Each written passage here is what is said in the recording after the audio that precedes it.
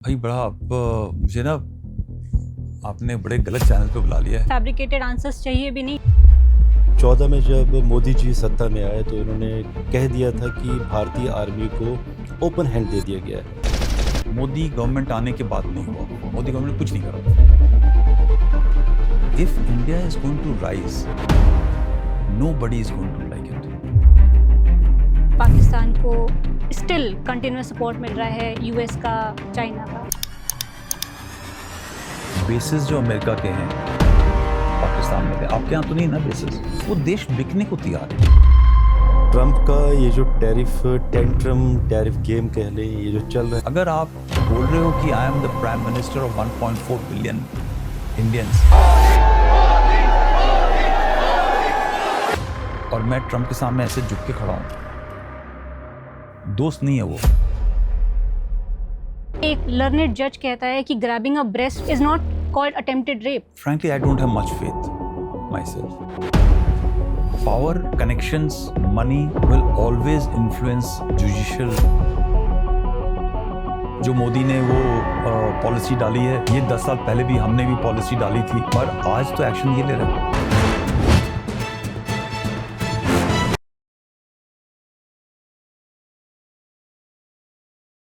दोस्तों वंदे मातरम। सो आज एक नए अध्याय की शुरुआत करने जा रहे हैं हम। और अक्सर आप लोगों की बहुत सारी कंप्लेंट रहती हैं मुझसे कि मैं इवेंट्स में अवार्ड लेने क्यों नहीं पहुंचता हूं।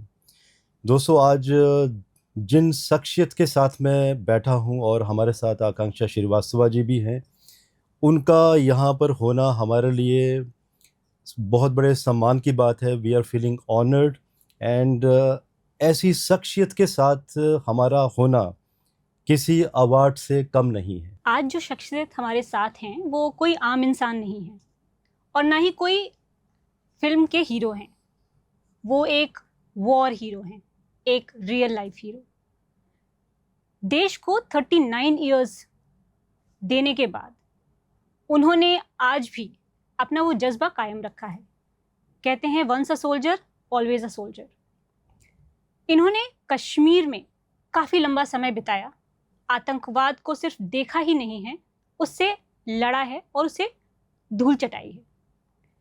सियाचिन ग्लेशियर हो या लद्दाख के एक्सट्रीम वेदर, वहाँ भी इन्होंने दुश्मनों को पसीने छुड़ाए हैं। आइए हम आप मिल के स्वागत करते हैं लेफ्टिनेंट जनरल देवेंद्र प्रताप पांडे जी का। Sir, thank you so much for being here. We are very honoured that आप यहाँ पे हैं। थैंक यू, थैंक्स सर बाकी जय हिंद, हमारी जय भारत, वंदे मातरम। यही हमारे देश की एक खूबी है, जी हाँ, हमारे जो सिविलाइजेशन है, कि हर किस्म की सैल्यूटेशन, हर किस्म का विश करना एक दूसरे को, सब एक्सेप्टेबल है। सो ब्यूटीफुल ना। मैं सर कॉलेज समय में मेरी आदत है कि मैं वंदे मातरम में जय हिंद से शुरुआत करता हूँ। और इसमें भी बहुत सारे लोगों को आज भी कंप्लेंट है कि मैं नमस्ते या कुछ और क्यों नहीं करता हूँ, वंदे मातरम से ही क्यों शुरू करता हूँ, because I feel connected with my country always. तो सर पहले तो बहुत बहुत शुक्रिया आपका कि आपने हमारा इन्विटेशन एक्सेप्ट किया, और इसी से मैं अपना एक क्वेश्चन भी कुछ शुरू करूँगा। सर, हमारे प्रधानमंत्री मोदी जी जब ये कहते हैं कि हमारी भारतीय आर्मी बहुत सशक्त है किसी भी तरह का ऑपरेशन करने के लिए, क्योंकि सर आप जिस तरह का आपका एक्सपीरियंस है, तो मैं जानना चाहूँगा कि क्या भारत टू फ्रंट वॉर लड़ने के लिए तैयार है आज? देखिए, वर्दी जब बताते हैं ना, ट्रेनिंग से लेकर के रिटायरमेंट तक 42.5 साल मैंने फ़ौज का देखा है। ठीक है, 42.5 साल बहुत होता है। जो खासियत है इस देश की सेना की, वो ये है कि it is a volunteer force. एक सिपाही की भर्ती के लिए 1000 सिपाही रिजेक्ट होता है, बिल्कुल सर, तब सेलेक्ट होता है जी राइट। सिमिलरली एक ऑफिसर को सिलेक्ट करने के लिए जब 7 लाख 8 लाख लोग अप्लाई करते हैं, सोचो 300-400 लोग सिलेक्ट होते हैं। सो कुछ तो होता होगा कि इतने लोग लाइन अप होते हैं। कई लोग कहते हैं उसको नौकरी के लिए आते हैं, बट फ्रैंकली जो धरती जो हमारी सेना के लिए आना चाहता है, वो ये पता है उसको कि आगे कफन में आ सकता है, ठीक है, और इंजर होके आ सकता है, और सब उसको खतरों के बारे में मालूम होता है। पे may be one reason, but उसको ये भी पता है कि उसका आगे अंदेशा क्या हो सकता है।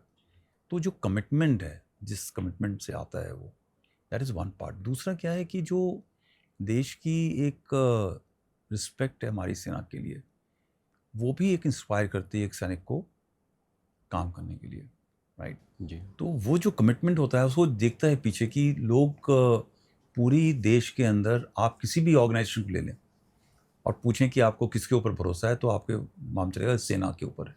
जी यस तो ये दोनों चीज़ें फीड होती हैं। हमको भी ये प्रूव करना है कि हम अपने देश के काबिल हैं, जी right, for that respect to be there. तो इसीलिए आप कहीं भी देखेंगे, भले ही कोई एक नेचुरल आपदा है या देश के लिए बाहर लड़ाई लड़नी है, दोनों जगह इंडियन आर्मी को आदेश देने की ज़रूरत नहीं पड़ती है, वो हमेशा तत्पर तैयार रहती है, जी राइट। और देश भी कहीं नहीं देखता, वो दिखता है तुरंत कि अगर बच्चा बोरवेल में गिर गया है तो आर्मी को बुला लो, बचा लेंगे। जी और वो जी जान से कोशिश करके बचाने की कोशिश करता है हर चीज़ के मामले में। तो जब आपको ऐसी चीज़ को प्रूव करना हो तो आप अपने आप को काबिल बनाएंगे। एक और बहुत स्ट्रेंथ ये है कि हम, जैसे कई देश होते हैं उसके अंदर एक रिलीजन, एक तरीके के लोग होते हैं, एक भाषा होती है, जी राइट। वो भी देश टूटते हैं, त्राही त्राही मनाते हैं। मगर हमारे देश के अंदर किनारों से, हर किनारे से देश के लोग आते हैं, कोने कोने से आते हैं। कोई नॉर्थ ईस्ट से है, कोई वेस्ट से है, कोई नॉर्थ से है, कोई साउथ से है। रिलीजन, कास्ट, आप जो भी डिवीजन को बोल दीजिए हमारे देश के अंदर, फॉल्ट लाइन जिसको बोलते हैं, उस हर फॉल्ट लाइन से जब ये लोग जुड़ते हैं तो किसी की स्ट्रेंथ, किसी की वीकनेस दूसरे की स्ट्रेंथ से कवर हो जाती है। और जब ये एक सम्मिश्रण होता है तो जो बोलते हैं ना, ये 5 उंगलियां इकट्ठी होकर के एक पंच के बराबर होती हैं। जी इसीलिए जो देश, कई देश ऐसे हैं कि हम तो सिर्फ एक धर्म को मानते हैं या हम एक आइडियोलॉजी को मानते हैं। एक हमारे पश्चिम में देश है जो धर्म को मानने वाला है, और एक हमारे उत्तर दिशा में है जो एक आइडियोलॉजी को मानने वाला है, जी राइट। दोनों से इसी लड़ने के लिए सक्षम होता है। प्लस धीरे धीरे हमारी एक आर्मी प्रोफेशनल आर्मी भी है, वो कोई रेडिकल आइडियोलॉजी बेस्ड आर्मी नहीं है, इट्स अ प्रोफेशनल आर्मी।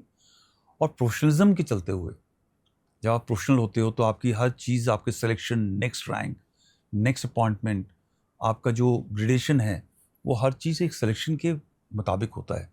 वो राजा महाराजा की तरह नहीं है कि मैं आपको लाइक करता हूँ तो आप आ जाइए, मैं इस कम्युनिटी को बिलोंग करता हूँ तो मैं आपकी प्रमोशन कर दूंगा, ऐसा नहीं होता है। फॉर एवरी रैंक आपको लड़ना पड़ता है। तो अगर हम 1000 ऑफिसर्स एक साल में सेलेक्ट होते हैं, तो अगर आप लेफ्टिनेंट जनरल बन रहे हैं तो सिर्फ 20 लेफ्टिनेंट जनरल बनेंगे उससे। जी बिल्कुल तो पूरे आप देश में। देखिए कि 7 लाख लोगों में से 1000 लोग हुए, 7 नहीं 14 लाख में से 1000 हुए, उस 1000 से कितने लोग हुए, तो हर रैंक के ऊपर 50% छटाई हो जाती है। जी so it's a huge competition. एक ऑफिसर को पढ़ना पड़ता है, तैयार रहना पड़ता है, he has to prepare himself for the future, current and future war fighting systems, जी right. And that is how you get a professional army. उसी तरह तैयारी भी है। हमारे पास पैसे की भले ही कमी हो, मगर उस पैसे को कितनी बखूबी इस्तेमाल करके एक साजो सामान, असला, हथियार इकट्ठे करने हैं, खरीदने हैं, बनाने हैं, इन सब चीज़ों पे फोकस होता है। तो it's a corrupt free organisation जहाँ पर हर चीज़ के ऊपर आपको जवाब देना पड़ता है। And therefore whatever we get, थोड़ा पैसा मिलता है, उसका सही यूटिलाइजेशन होता है। जी so I think that is why the confidence is there. और प्लस हमने प्रूव भी किया है।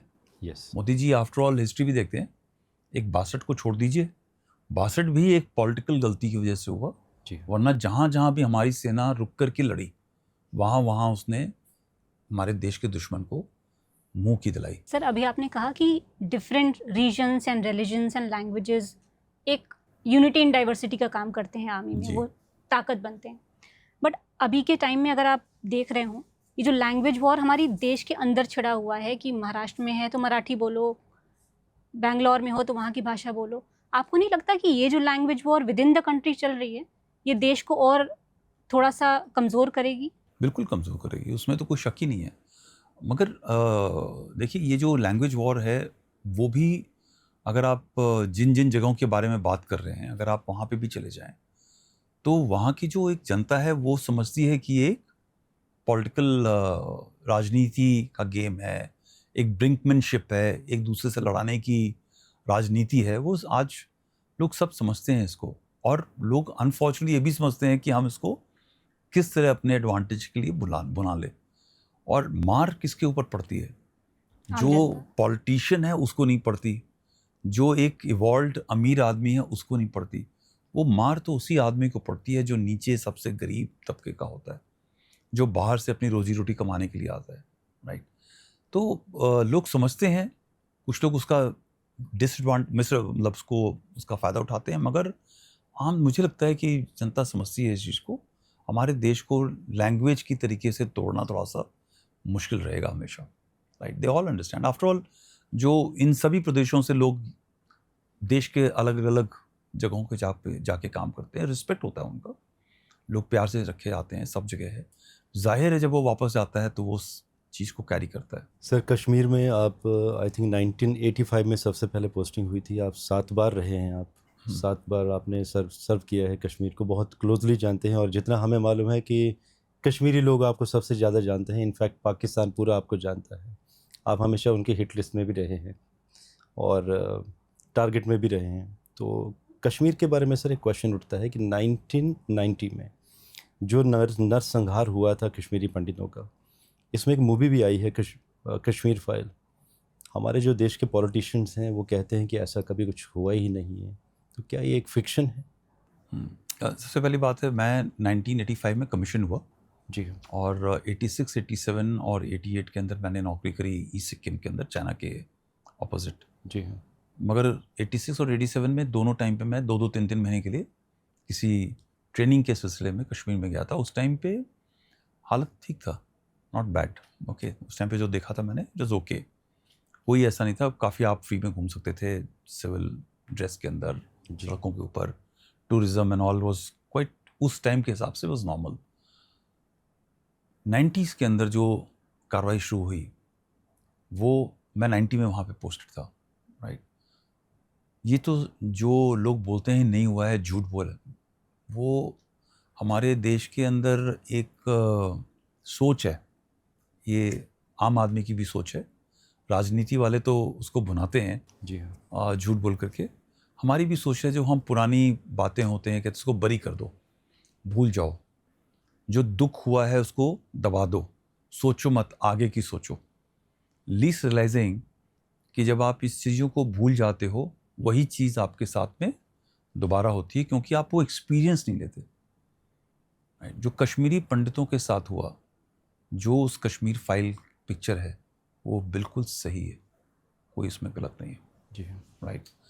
मैंने वो घर देखे हैं जलते हुए, मैंने वो भी देखा है जो मोहल्ले खाली हैं, काफ़ी समय तक वो मोहल्ले खाली रहे, नॉट ऑक्यूपाइड, राइट। आपको पता चल जाता कि ये गांव है और ये पंडितों का मोहल्ला था, जी, और बिल्कुल खाली, किसी गांव के अंदर एक दो लोग पंडित वगैरह थे वहाँ पे, जो उसके बुजुर्ग कहीं और जाने की उनकी व्यवस्था नहीं थी, वो वहाँ रहते थे, और उनकी आंखों में एक भय जाहिर नज़र आता था, because you are staying there, और साथ का घर जो है जला हुआ है, उसके अंदर वेजिटेशन होता है, जो घास फूस पेड़ उगने लग गए हैं। जी, वो बिल्कुल एक भयावह जगह बन जाती है, मंदिर टूटे हुए हैं। फिर धीरे धीरे 5-6 साल के बाद में, क्योंकि 7 टेन्योर हुए, मैं जाता रहा वहाँ पर, फिर उस जगह को ऑक्यूपेशन शुरू हुआ, ठीक है। तो कई घर ऑक्यूपाई हो गए, उसको रीबिल्ड करके लोगों ने ले लिया। ये बताया गया कि ये हमने उन पंडितों से खरीद लिया है, जी, राइट। तो आप समझ ही रहे हो कि एक कन्फ्लिक्ट इलाके के अंदर वो जब घर खरीदा जाएगा तो जिसकी कीमत होगी वो किस कीमत में खरीदा गया होगा, बिल्कुल, कंपल्शंस क्या होते हैं, वो सारा सच है। मगर साथ में ये भी एक सच है, और ये हर जगह होता है, जो सिंगल रिलीजन, सिंगल आइडियोलॉजी वाले देश होते हैं उनमें भी होता है। जो एक मॉडर्न बैलेंस्ड मुसलमान थे, जी, उनके साथ भी वही तकरीबन ट्रीटमेंट हुआ, ओके, ठीक है। काफ़ी लोग वैसे भी वहाँ से उन्होंने पलायन किया, जहाँ कश्मीरी पंडितों ने 99% पलायन किया, वहाँ से करवाया गया, किया नहीं मतलब उनको जेनोसाइडल पलायन था वो। तो नेचुरली आपको बोला जा रहा है आपको मार दोगे, कभी बॉडी मिल रही है, लड़की के साथ में रेप हो रहा है, आपका सामान लूटा जा रहा है, रोज़ रात को नारे चल रहे हैं, तो एक भय तो होता है, और स्टेट इस्टेब्लिशमेंट अगर खड़ा नहीं हो रहा आपके साथ में सपोर्ट या प्रोटेक्ट करने के लिए, तो आपने जाना ही जाना है, ठीक है। सो वो हुआ, बट उनके साथ कई मुसलमान जिन्होंने बोला कि नहीं, ये जो आप गलत काम कर रहे हो, ये नहीं होना चाहिए। स्पेशली जो पढ़े लिखे लोग थे, कोई भी हिस्से को देश के या किसी देश को बर्बाद करना हो, उसके जो पढ़े लिखे लोग हैं, इंटेलेक्चुअल्स हैं, जो प्रोफेसर्स हैं, टीचर्स हैं, और जो बैलेंस लोग हैं, मेडिकल प्रैक्टिशनर्स हैं, इंजीनियर्स हैं, उनको सबसे पहले कत्ल किया जाता है, मारा जाता है, भगाया जाता है। हर जगह होता है। आपको ईस्ट पाकिस्तान का याद होगा, जब पाकिस्तान आर्मी इनके ऊपर लगी तो सबसे पहले जितने भी इनके पढ़े लिखे लोग थे वो मारे गए, राइट। एंड तब जा कर के उन्होंने काबू करने की नौ बांग्लादेश देन ईस्ट पाकिस्तान पे कोशिश करी। ये हर जगह होता है। And same thing happened with Kashmir, Jammu and Kashmir. जो भी समझदार लोग थे सबको उनको मारा गया या निकाला गया, या वो खुद निकल गए वहाँ पे। तो पाकिस्तान और कश्मीर से एक जहन में सवाल आया कि ये जो PIOs होते हैं, पाक इंटेलिजेंस ऑपरेटिव्स या मिलिटेंट्स, ये हमारे देश में कहीं से तो घुसते होंगे। जैसे पहलगाम इन्होंने इतना बड़ा इंसिडेंट किया, कहीं से घुसे और इंसिडेंट कर दिया। जब हमें पता है कि ये कहीं से तो आते हैं, तो क्या हमारे चेक्स और बैलेंसेस या सिक्योरिटी में कमी है? आकांक्षा, मेरा एक बड़ा वीडियो वायरल हुआ, कई करोड़ों हिट हुए।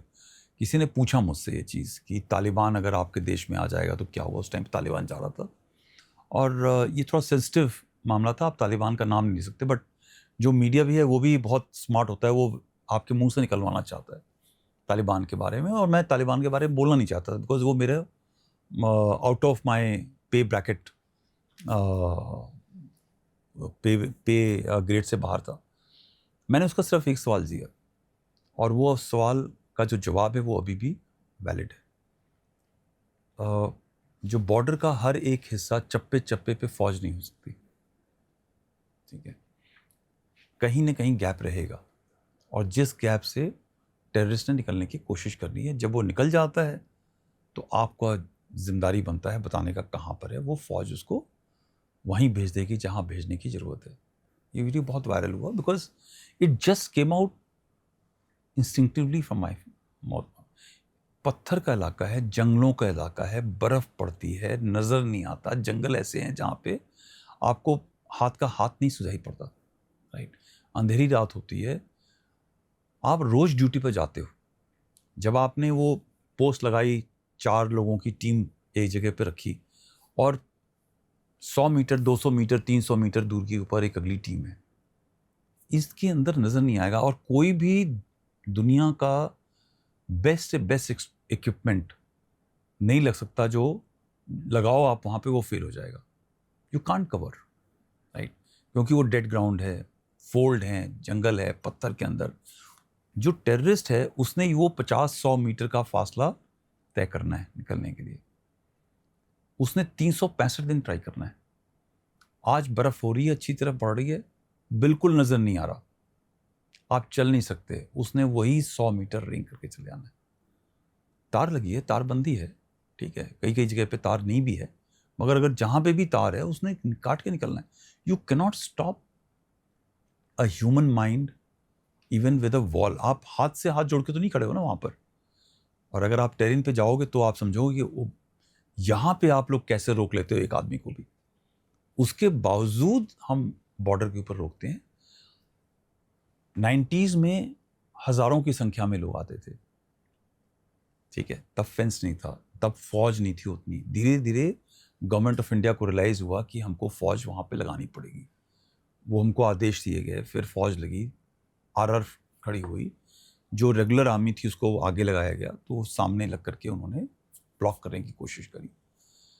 फिर 2000 के अंदर 2004 में तारबंदी हुई, फेंसिंग लगी उसके ऊपर, वो फेंसिंग है, बट फिर भी आप फेंस से किसी को रोक सकते हो? ये सवाल भी मैंने इसीलिए पूछा क्योंकि it is हमारे tough. लिए भी इजी होता है क्वेश्चन पूछना कि इतना ही है कि क्यों नहीं रोक लिया गया, बट आपने ऑन ग्राउंड काम किया तो आप ज़्यादा अच्छे से मैं आपको एक सिंपल सा एग्जांपल बताता हूँ। इसराइल का भी एक हादसा हुआ, आपने सुना होगा, जी। 7 अक्टूबर को हुआ। जी जी। दुनिया की सबसे तगड़ी इंटेलिजेंस एजेंसी मोसाद है। यस। जो इसराइल का इलाका है वो फ्लैट है, पत्थर नहीं है जहाँ पर यस बिल्कुल सर। जहाँ से वो हुआ। पूरी वॉल है, फेंसिंग है, तारे हैं, इलेक्ट्रॉनिक इक्विपमेंट है जो देखता है। जैसे आप इस बिल्डिंग को आपने सिक्योर किया ना CCTV कैमरा के साथ में, सब कुछ है उनके पास, मगर फिर भी हजारों की तादाद में लोग अंदर आए,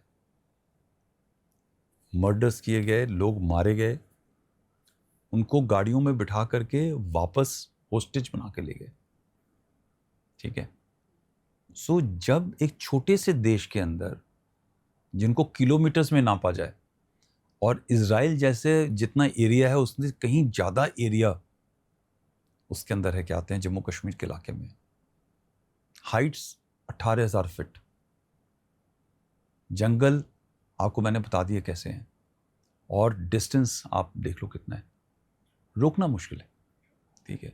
गांव हैं उसके अंदर बॉर्डर के ऊपर, आधा गांव बटा हुआ है, एक गांव तार के उस तरफ है जहाँ पे उनके पुराने परिवार रहते हैं, और अब कुछ लोग इस तरफ हैं थोड़ी सी दूरी के अंदर।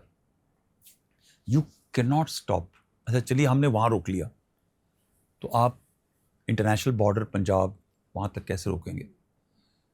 दूसरा तरीका है, आप अच्छा सा पासपोर्ट वीज़ा लेकर के आए, आपको तो सिस्टम में है नहीं, एज ए टेररिस्ट आप आ गए, हथियार ही ड्रॉप करना है, ड्रोन से ड्रॉप कर दिया आपने, नेपाल के रास्ते से आ गए, बांग्लादेश के रास्ते से आ गए। सो कई रास्ते इस्तेमाल होते हैं आने के लिए, एक ही रास्ता नहीं होता है। So it's not easy. इसीलिए बट नंबर्स देखो ना आप आकांक्षा, जब हजारों की संख्या में आते थे, आज ट्रिकल है। वो ट्रिकल इसलिए है, थोड़े इसलिए आ रहे हैं क्योंकि फौज बहुत है, इंटेलिजेंस बहुत है, नज़र बहुत है, और हर चीज़ चेक हो रही है। अभी धीरे धीरे passport system, visa system, Nepal के आने से रास्ते से, बांग्लादेश के आने वाले रास्ते, हर जगह पे पुलिस और इंटेलिजेंस की नज़रें हैं, इसलिए लोग धीरे धीरे कम होते जाते हैं। You have to make it difficult, right. मेरा पांडे सर एक क्वेश्चन है कि 2014 में हमारे देश में नई सरकार आती है, भारतीय जनता पार्टी, तो क्वेश्चन बनता है कि क्या इनकी कथनी और करनी में फ़र्क है? क्योंकि 2014 में जब मोदी जी सत्ता में आए तो इन्होंने कह दिया था कि भारतीय आर्मी को ओपन हैंड दे दिया गया है, जो कि आज़ादी से लेकर 2014 तक ऐसा कभी भी नहीं हुआ। तो इसमें कितनी सच्चाई है? देखिए अब ये थोड़ा पॉलिटिकल हो जाएगा, जी मैं पॉलिटिकल क्वेश्चन का जवाब देने से थोड़ा बचने की कोशिश करता हूँ, जी हाँ। क्योंकि स्ट्रेट अवे एक ओरिएंटेशन हो जाता है कि भाई आप तो बीजेपी की तरफ हैं या आप मोदी भक्त हैं और जी हाँ। सब। बट जो प्रैक्टिकल कंसिडरेशन ये है, दो मायनों में देखना पड़ता है। एक लीडरशिप की खुद की स्ट्रेंथ होती है, पर्सनालिटी होती है, और एक देश के अंदर खुद की एक पावर होती है, राइट। वो देश की पावर क्या है? वो उसकी एक इकोनॉमिक पावर होती है, उसकी मिलिट्री पावर होती है, ये सब, या डिप्लोमेटिक पावर होती है। जब देश पावरफुल होता है, ठीक है, बाकी सब हैसियतों से, तो वो अपनी मिलिट्री पावर को भी खुली छूट देने की काबिलियत होता है। जी हाँ। ठीक है। वरना क्या होता है, वो बिल्कुल हर चीज़ सेंट्रल हो जाती है, आपको भय होता है एट द टॉप लेवल कि अगर हमने कुछ कर दिया तो हमारे साथ बाकी देश क्या करेंगे, सैंक्शन हो जाएगा, ये हो जाएगा, वो हो जाएगा। ठीक। तो मेरे ख्याल से वो कंस्ट्रेंट था एक समय पे हमारे देश के साथ, कि अगर आपने मिलिट्री पावर ज़्यादा दिखाई तो आपके पीछे सारे लोग लग जाएंगे। प्लस उस तरह की लीडरशिप भी शायद नहीं थी, उस तरह का मैंडेट भी मेरे ख्याल से गवर्नमेंट के पास नहीं था। तो कई चीज़ें मिल करके एक लीडरशिप का, जो लोग बोलते हैं ना 56 इंच का सीना टाइप एंड ऑल, लोग एक्साइट करते हैं। जी हाँ। ठीक है। मुझे नहीं लगता कि वो खुद बोलते हैं ऐसा। वो है एक मेजॉरिटी बहुत सही टाइम के बाद आई, फिर कई पॉलिसीज़ हमारे देश को चेंज करने के लिए हुई, एक नेशनलिज्म की जो भावना थी जिसके बारे में हीनता थी हमारे देश के अंदर, ठीक है, कि हम अपने कल्चर से अलग हो जाएं, हम बिल्कुल वेस्टर्न हो जाएं, या ऐसे हो जाएं कि हमें भारतीयता से थोड़ी शर्म आती है। वो था एक कल्चर। जब लोग उस चीज़ के बारे में, और ये नेशनलिज्म, अगेन मैं आपको बताऊं, it is not about this government, right. एक इतना स्विच हो गया था पूरी दुनिया के अंदर, लेफ्टिस्ट, वोकिस्ट, के सिस्टम के अंदर कि लोगों ने उसका बहुत फ़ायदा उठाना शुरू कर दिया। जी। और जब उन्होंने वो फ़ायदा उठाना शुरू किया तो आप यूरोप में भी देखेंगे, हर जगह देखेंगे, तो वो जो पेंडुलम है वो वापस आने लगा। और मुझे लगता है कि यही कारण था, शायद बीजेपी भी वापस इस तरीके से पावर में आई। तो हर बाकी जियोपॉलिटिकल एनवायरनमेंट देखिए आप, हर जगह पे जो राइटिस्ट पार्टीज थी वो दोबारा से वापस उस टाइम पे स्ट्रेंथ आने लगी। और ये लोगों को रियलाइज़ हो गया कि हमारे को काफ़ी बेवकूफ़ बनाया जा रहा है, हमारी जो हिस्ट्री है उसको दबाई जा रही है। एंड वो जब हुआ तो then you come to a prime minister who is backed also very solid in parliament. ठीक है, यही चीज़ अगर वो फ्रैक्चर्ड मैंडेट होता तो मुझे लगता है कि शायद प्राइम मिनिस्टर के स्टेटमेंट्स में थोड़ा सा मॉडरेशन होता उस टाइम पे, राइट। तो I think he got backed up and he got ये mandate because of his personality, because of the great structure possibly they had created. But yes, free hand was given, right? मगर इसके साथ में एक caveat मैं ये भी डालना चाहूँगा कि इनिशियल ईयर्स में जब आए ये जो गवर्नमेंट आई तो उनको ये लगा, उन्होंने ज़्यादा इंटरफेयर नहीं करा हमारे फंक्शनिंग के अंदर। आप देखेंगे सभी मिनिस्ट्रीज़ के अंदर उन्होंने इसको एफिशिएंट बनाने की कोशिश करी, चेंजेस बनाए, मगर मिनिस्ट्री ऑफ डिफेंस के अंदर ज़्यादा उन्होंने political interference was not there. Okay. और काफ़ी रेजिस्टेंस भी था हमारी तरफ से to change in the similar manner. मगर in the second time when he came, उसके बाद में अगर आप देखें तो theaterization, CDS appointment, instructions, corporatization of public sector units, जो हमारी जो ऑर्डिनेंस फैक्ट्रीज थी उनको कॉर्पोरेटाइज किया गया। तब उन्होंने देखा कि ये लोग तो अपनी मर्जी से चेंज नहीं हो रहे, तो मुझे लगता है कि खुद ही कराना पड़ेगा। तो ऑल दीज चेंजेस जो हैं वो नीचे से ऊपर ड्रिवन नहीं है, ये prime minister, cabinet, political driven down है, right. So these were very transformative changes जो हमारे देश की थिंक टैंक से, जो सीनियर मिलिट्री लीडर्स थे, जो स्ट्रेटजिक थिंकर्स थे, वो सब बोलते थे कि ये सब चीज़ें होना चाहिए, थिएटर कमांड होनी चाहिए, चेंज होना चाहिए आर्मी के अंदर, मॉडर्नाइजेशन होनी चाहिए, हमारी खुद की डिफेंस इंडस्ट्री होनी चाहिए, हमको we should not be a import defence system but we should be an export defence system. ये सारी चीज़ें जो उन्होंने करनी शुरू करी वो सेकेंड टेन्योर में शुरू करी, राइट। बिकॉज मुझे एक ये भी लगता है कि बीजेपी को गवर्नेंस का कुछ आइडिया नहीं था। पहला एक टेन्योर उनको समझने में भी लगता है, समझे क्या क्या कर सकते हैं, कहाँ कहाँ चेंज कर सकते हैं। एंड सिक्योरिटी मिलिट्री को चेंज करने से पहले आपको बाकी चीज़ें कंट्रोल में करनी पड़ती हैं। तो आपकी इकोनॉमी भी अब सर्ज हो गई, बढ़ने लगी, पैसा आने लगा, तो वो कैसे उसको रैशनलाइज करना है वो भी उनको समझ में आने लगा। एक so the credit will go to the second term. एक बहुत बड़ा जो पहले 2 साल भी थे, तो एक ये भी इनको लगता था, I am just identifying these negatives of the government, उनको ये लगता है कि लड़ाई की जरूरत नहीं पड़ेगी, हमारी इकोनॉमी इतनी तगड़ी होगी और डिप्लोमेसी से बिना लड़ाई के काम चला जाएंगे। एक काफ़ी थिंकिंग थी जो मुझे मालूम है, मैं भी एक सीनियर रैंक में था तब, मैं मेजर था, आई वॉज अ ब्रिगेडियर, हाँ I was a brigadier becoming a major. तो जब मैं इनकी स्टेटमेंट्स पढ़ता था, इनके लोगों की बातचीत सुनता था, इनके टॉक्स मैंने सुने, तो मुझे लगता था इनको लगता है कि हमको एक स्ट्रॉन्ग आर्मी पे रिलाई करने की शायद ज़रूरत न पड़े, क्योंकि लड़ाई नहीं चलेगी। और ये माहौल हमारे देश में नहीं था, ये पूरी दुनिया में था। There will be no wars, there will be surely no long wars. अगर हुआ तो एक कॉन्फ्लिक्ट होगा और पूरी दुनिया इकट्ठी होकर के उस लड़ाई को रोक देगी। आपको याद होगा 2015-16 तक ये चल रहा था और सडनली डोकलम हो गया। जी हाँ, बिल्कुल। जब डोकलम हुआ तो एक वो बॉनहॉमी थी, चाइना के साथ हम मिलेंगे, सब साथ चलेंगे, अमेरिका के साथ चलेंगे और सब होगा, वो पहला एक ठक करके झटका लगा। जून 2020 में। जी नहीं 2016 डोकलाम। I'm sorry, हाँ डोकलम 2020। हाँ 16। नहीं I'm sorry, 2016 was this Uri thing happened. Uri, yes. हाँ, yes. सो Uri thing 2016 में। जी हाँ। तो पहला वो झटका लगा, जी हाँ। राइट। और तब वो सर्जिकल स्ट्राइक्स हुए। फिर उनको लगा कि अब चलो ठीक है चलेंगे, मॉडर्नाइजेशन हो रहा है, सब कुछ हो रहा है, but there was not that kind of a urgency on thing. But ये जब दोबारा हुआ ना 2019 वाला पुलवामा हुआ, हाँ जी, that is time that realization came कि भाई साहब ये फ़ौज जो है बिल्कुल मॉडर्न होनी चाहिए और हमने कहाँ कहाँ हिट करना है, कैसे करना है. This changed the full paradigm.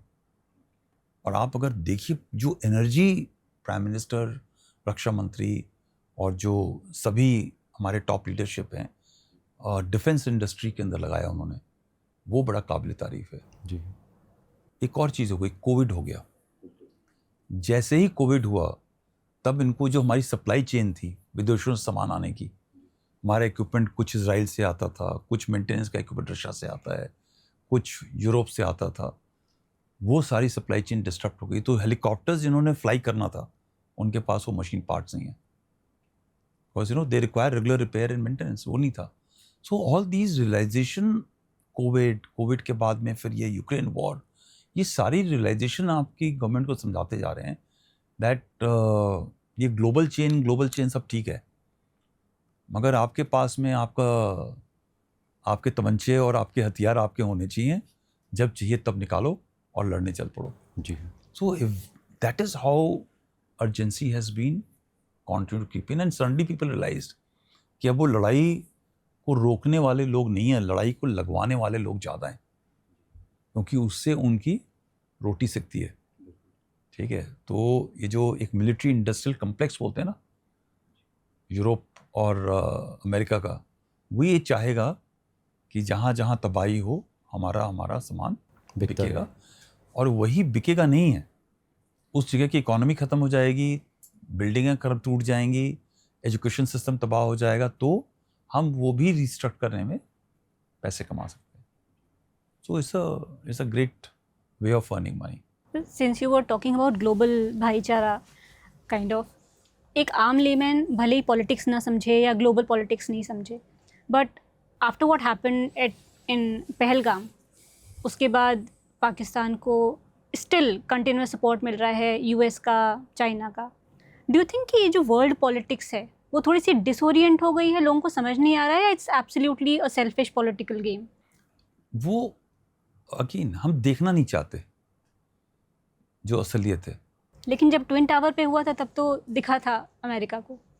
तब भी नहीं दिखा था. अमेरिका ने ट्विन टावर के अटैक के ऊपर के बाद में किस देश के ऊपर हमला किया? आप बताइए ना. आप कह रहे हैं कि पहलगाम के ऊपर सबने बोला 56 इंच का सीना कहाँ गया? हमला करो, मोदी सब आगे चलो, लड़ाई करो, सब कुछ करो. मैं आपसे पूछना चाहता हूँ कि अमेरिका के ऊपर इतने बड़े बड़े हमले हुए हैं, ठीक है, उनकी एम्बेसीज के ऊपर हमले हुए हैं, वो किस लड़ाई में, वॉर में गया? आप बोलेंगे सर अफगानिस्तान में गया. अफगानिस्तान में अगर आपको लगता है कि वो सिर्फ WTC टावर के ऊपर लड़ाई के लिए गया तो गलत है. ठीक है, अफगानिस्तान में जाने के और कई कारण हैं. हाँ, उन्होंने बोला कि भाई अलकायदा के लोगों को हमको हैंड ओवर कर दो, और उन्होंने बोला तालिबान ने कि भाई हम नहीं करेंगे.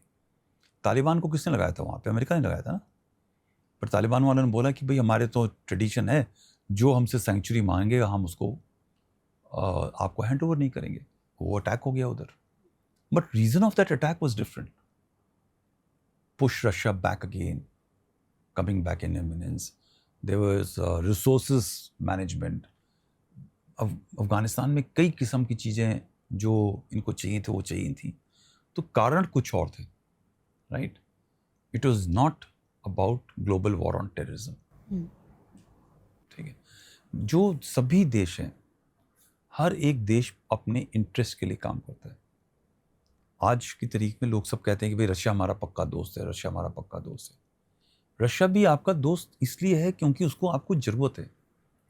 जिस दिन उसके नेशनल इंटरेस्ट पे आपके साथ में दोस्ती पे खतरा होगा, वो छोड़ देगा. True. राइट, उस दिन जिस दिन उसकी पॉलिटिक्स चेंज हो जाएगी. आज पुतिन है, राइट, जो जिसको आपने सपोर्ट किया हुआ है तो इसलिए थोड़ा सा आपके साथ में दोस्ताना है. अगली गवर्नमेंट आई उसकी, जो वेस्टर्न में पढ़ा हुआ है, जिसके उनके साथ में लिंकेजेस हैं, तो वो शिफ्ट करना शुरू करेगा. अब फिर आप रोने लग जाओ कि यार देखो हमने रशिया के साथ में किया था. सो ये सब जो चीज़ें हैं, ये एक मैं एक लाइन यूज़ करता हूँ, gratification has got a shelf life. ठीक है, आपने मुझसे हेल्प मांगी आज, अब मैंने आपको हेल्प किया, तो इसका मतलब ये नहीं कि मैं 40 साल आपको याद दिलाता रहूँ कि मैंने आपकी हेल्प करी. या तो आपको हर साल वो हेल्प करनी है based on my level of this thing. So हमारे इंडिया में बड़ा चक्कर हो जाता है कि देखो हमने तो अमेरिका के साथ दोस्ती बढ़ाई, हम तो उनके साथ जा रहे थे और आज उन्होंने हमारे साथ धोखा दे दिया। अमेरिका अपने अपने इंटरेस्ट पे चलेगा। आप उसकी इकोनॉमी की हालत देखिए, बुरी हालत है। वो हमारे साथ ये डीलिंग नहीं कर रहा, वो दुनिया के साथ डीलिंग कर रहा है। हाँ, चाइना के साथ नहीं कर रहा। भाई चाइना के साथ क्यों करेगा? चाइना के साथ में उसके लोन्स इतने पड़े हुए हैं। 70% 80% bonds, if I am not wrong, are bought by Chinese. वो जैसे ही सेल करना लगता है तो कम डॉलर की कीमत गिर जाती है। क्यों पंगा लेगा वो? It is a second top economy. हमारी इकोनॉमी से 4 गुना बड़ी है। क्यों पंगा लेगा? नहीं, वो उसके मिलिट्री से पंगा नहीं लेता। वो क्यों लेगा भाई? और वाई? He will maintain. वो तो हर एक आदमी छोटे आदमी को बनाने की कोशिश करता है ना। So we are powerful, but we are not that powerful today to state or dictate our terms. सो ये आपको गेम खेलना पड़ेगा। हम ये मानना नहीं चाहते। पाकिस्तान ने क्या किया? Why did everything change within of Sindoor के उस 88 घंटे की लड़ाई के अंदर? ऐसा क्या हुआ कि पाकिस्तान के साथ हो गया अमेरिका? हमने इस चीज़ पे ध्यान नहीं दिया कि पाकिस्तान के ऊपर जो एंगेजमेंट थी वो चल रही थी। कैसे चल रही थी? बेसिस जो अमेरिका के हैं पाकिस्तान में थे। आपके यहाँ तो नहीं ना बेसिस। तो वो जो एक स्ट्रेटजिक कनेक्ट है वो तो रहेगा। उनके ऑफिसर्स की ट्रेनिंग, उनका आना जाना, उनके ऑफिसर्स सेंट्रल कमांड में बैठे हुए हैं, एक इंटीमेट रिलेशनशिप चल रही है। हमारी ब्यूरोक्रेसी, हमारी पॉलिटिक्स कहती है कि नहीं हमारे तो आर्मी ऑफिसर्स और वहाँ पे नहीं रहेंगे, वी आर डिफरेंट। वो कहता है यार हम तो नीचे झुक के काम करने को तैयार हूँ, तुम्हारे पास रहने को तैयार हूँ, तुम्हें सब खबर दूंगा, मेरी रिसोर्सेज तुम्हारी हैं। वो देश बिकने को तैयार है। उसको मालूम है कि वहाँ का एक लीडर है, उसकी एक रिक्वायरमेंट है। 2-3 रिक्वायरमेंट थी। क्या रिक्वायरमेंट थी? नोबेल पीस प्राइज चाहिए। मैं अगर पब्लिकली एक स्टेटमेंट दे देता हूँ तो क्या बुरी बात है? अगर यही चीज़ मोदी दे दें आज कि Trump should be nominated for, आपकी 90% देश की जनता सोशल मीडिया पे मोदी जी के ऊपर हाय हाय करने लगेगी। आप ये नहीं देखेंगे कि मोदी जी ने देश के लिए किया। यू नॉट सी ना। आई am not saying Modi, anybody else, कोई भी प्राइम मिनिस्टर हो, कोई भी गवर्नमेंट हो, जैसे ही वो बोल देगा कि यार ट्रम्प को लगा दो नोबेल प्राइज के लिए, त्राही हो जाएगी। मगर पाकिस्तान के अंदर उनका लीडरशिप बोलता है, उसकी वहाँ ही वैल्यू नहीं है। पाकिस्तान में वैल्यू नहीं है। पाकिस्तान में लोग डर के मारे उसके साथ चल रहे हैं। वो तो अपने आप को ही ऑनर कर रहा है। मैं तो उसका नाम ही नहीं लेना चाहता भाई, क्योंकि अगर आज मैंने नाम लूंगा तो don't, you can edit it. My wife has been after, don't take that chap's name ever. Everywhere is Asim Munir. So you know, कोई वैल्यू नहीं। उसने बोल दिया, he has reached out to Trump where he required that acknowledgement. कोई उसको पूछने, उसके देश वाले उसको नहीं पूछ रहे, दुनिया उसको पूछ रही। तुमने बोला था कि हम यूक्रेन रशिया वॉर रुकवा देंगे, तुमने बोला था इजराइल हमास वॉर रुकवाएंगे, कहाँ हो गए? 7 महीने हो गए, जनवरी में आए थे, you had said with in a month I will stop it. नहीं हुआ। अब एक देश का नेता बोलता है कि नोबेल प्राइज मिलना चाहिए, उसने सीज फायर करा दिया। झूठ। मगर दुनिया झूठ ही सुनना चाहती है। दूसरा, आप what does Trump is a businessman, ठीक है, उससे क्या चाहिए? उसकी फैमिली के साथ बिजनेस होना चाहिए। उसके फैमिली के साथ कोई कॉर्पोरेशन जो उसके अंदर है, उसने वो बिजनेस डील कर दिया, क्रिप्टो करेंसी का कर दिया। वो बिके आगे क्या हो उससे मतलब नहीं होता, बट आज उसने कर दिया है तो नेचुरली दोस्ती होगी। हमारे यहाँ आप देख लीजिए यही चीज़ हो जाए। ये तो अभी एशिया कप होने लगा है तो BCCI के लोग गिराने के ऊपर तुले हुए हैं। सही है गलत मैं उस पर नहीं जाता हूँ, but in are we are very very vibrant democracy. आप सही भी करेंगे तो भी 90% जनता आपको नीचे गिराने के लिए लगेगी। सो पाकिस्तान ने दूसरा काम ये कर दिया वही उसने। तीसरा काम क्या किया? उसने बोला कि भाई बलूचिस्तान के अंदर तुम्हें जो मर्जी है करना कर लो, ठीक है, रिसोर्सेज निकालो, जैसे भी करना है। आपने एक लॉन्ग टर्म डील्स का प्रोसीजर शुरू कर दिया। और चौथा जो हमने किया किराना हिल्स के अंदर, मुझे नहीं पता कि हमको पता था कि नहीं पता था कि अमेरिकन एसेट्स हैं, अमेरिका का सामान था, क्या था, बट वहाँ पे आपने गोले दाग दिए, सब कुछ छिल गया। तो जो एक वहाँ की कम्युनिटी है वो तो नाराज़ होगी आपसे थोड़ी सी, राइट। और लास्ट पॉइंट ये भी है आकांक्षा, देखो आप चाहते हो कि 4 बड़े मोहल्ले के अंदर गुंडे हैं, ये पिक्चरें देखिए ना आपने, जब 5वां खड़ा होने लगता है तो चारों इकट्ठे होके बोलते हैं कि इसको इकट्ठे मत खड़े होने देना, नहीं तो हमारे हिस्से की जो विरासत है इसके पास चली जाएगी। So if India is going to rise, nobody is going to like it. There will be friction. China will not like it, America will not like it, European nations will not like it. आपके खुद के reason के लोग उसको like नहीं करेंगे, ठीक है। द वर्स्ट इज इंडिया के अंदर वो लोग जो आज गवर्नमेंट में नहीं है, वो तो इसको ज़्यादा हेट करेंगे क्योंकि ये उनके वॉच पे नहीं हुआ ना। फर्स्ट कर लो कि India was already in the mission of rising high, Modi government आने के बाद नहीं हुआ, मोदी गवर्नमेंट कुछ नहीं करा, जैसे जीरो करा, मगर आज तो टॉप लीडरशिप पे है ना, वो तो क्लेम कर रहे, सब कह रहे हैं कि भाई हमने करा था, हमने तो 90s में इकोनॉमिक चेंजेस लाए, मेरी गवर्नमेंट ने फलाना काम किया। आज जो मोदी ने वो पॉलिसी डाली है, ये 10 साल पहले भी हमने भी पॉलिसी डाली थी, उसी को रिवाइव कर, भाई तुमने तो जब किया था ना, मगर आज तो एक्शन ये ले रहे। So these are frictions which will happen internally, externally.